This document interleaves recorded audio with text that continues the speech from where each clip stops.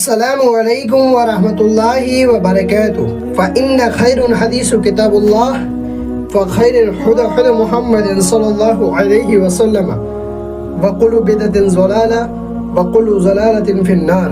تو آج انشاءاللہ تعالی ہم حضرت عمر بن الخطاب رضی اللہ تعالی عنہ کے فضیلتیں جو آئی ہیں حدیثوں میں، ان میں سے کچھ مختصر آپ کے سامنے پیش کریں گے، ذرا ویڈیو کا اینڈ تک دیکھیں۔ رسول اللہ صلی اللہ علیہ وسلم نے فرمایا، اے اللہ، ان دونوں یعنی ابو جہل اور عمر بن خطاب میں سے جو تجھے محبوب ہو، اس کے ذریعے اسلام کو طاقت اور قوت عطا فرما۔ آپ صلی اللہ علیہ وسلم نے فرمایا، ان دونوں میں سے عمر اللہ کے محبوب نکلے۔ اور صحیح بخاری میں ایک اور حدیث ہے، عمر بن خطاب رضی اللہ تعالی عنہ کے اسلام لانے کے بعد پھر ہمیں ہمیشہ عزت حاصل رہی۔ اور صحیح بخاری میں ایک اور حدیث ہے کہ نبی اکرم علیہ السلام نے فرمایا، پچھلی امتوں کے محدث لوگ ہوا کرتے تھے، میری امت کا اگر کوئی محدث ہوتا تو عمر بن خطاب رضی اللہ تعالی عنہ ہوتے۔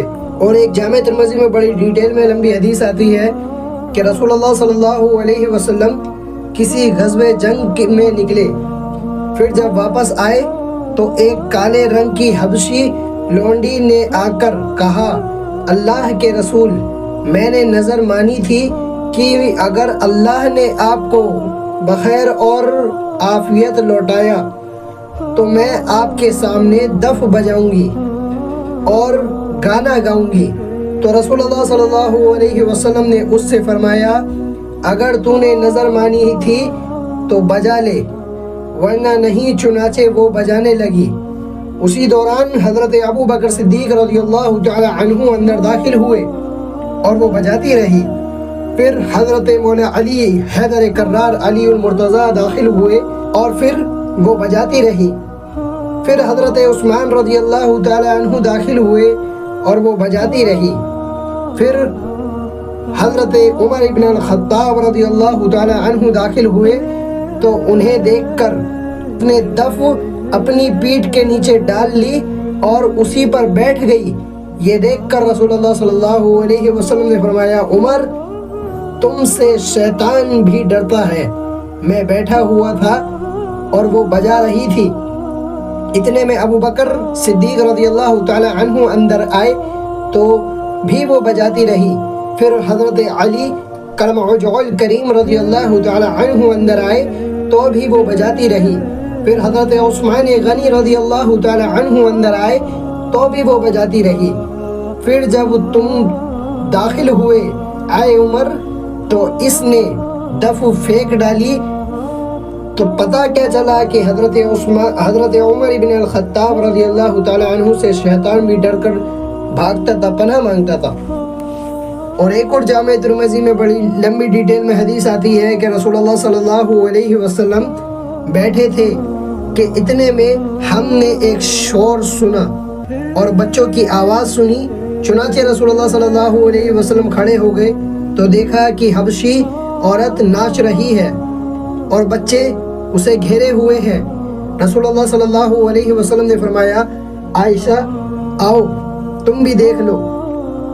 تو میں آئی اور رسول اللہ صلی اللہ علیہ وسلم کے کندھے پر اپنی تھوڑی رکھ کر آپ کے سر اور کندھے کے بیچ میں سے اسے دیکھنے لگی۔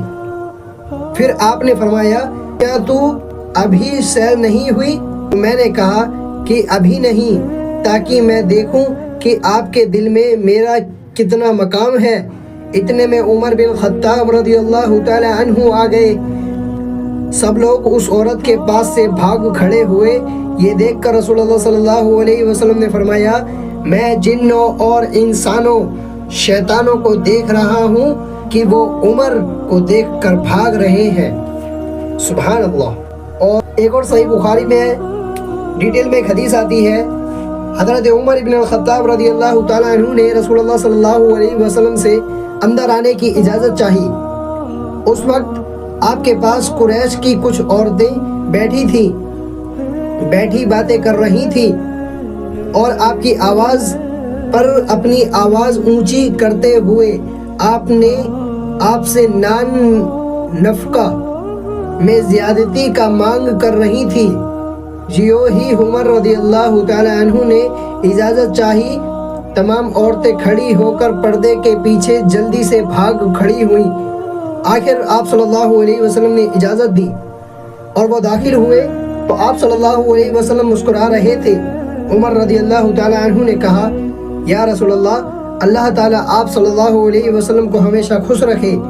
آپ صلی اللہ علیہ وسلم نے فرمایا، مجھے ان عورتوں پر ہنسی آ رہی ہے جو ابھی میرے پاس بیٹھی ہوئی تھی، لیکن تمہاری آواز سنتے ہی سب پردے کے پیچھے بھاگ گئیں۔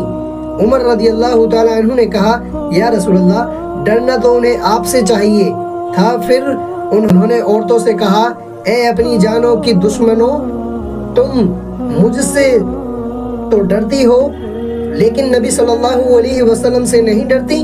عورتوں نے کہا کہ ہاں آپ ٹھیک کہتے ہیں، نبی کریم صلی اللہ علیہ وسلم کے مقابلے میں ہم میں اب کہیں زیادہ سخت ہے۔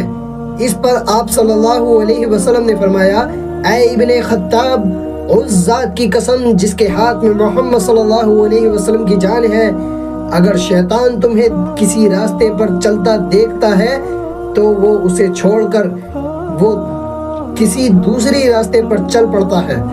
سبحان اللہ۔ اور ایک جامع ترمذی میں حدیث ہے کہ رسول اللہ صلی اللہ علیہ وسلم نے فرمایا، اگر میرے بعد کوئی نبی ہوتا تو وہ عمر بن خطاب ہوتا۔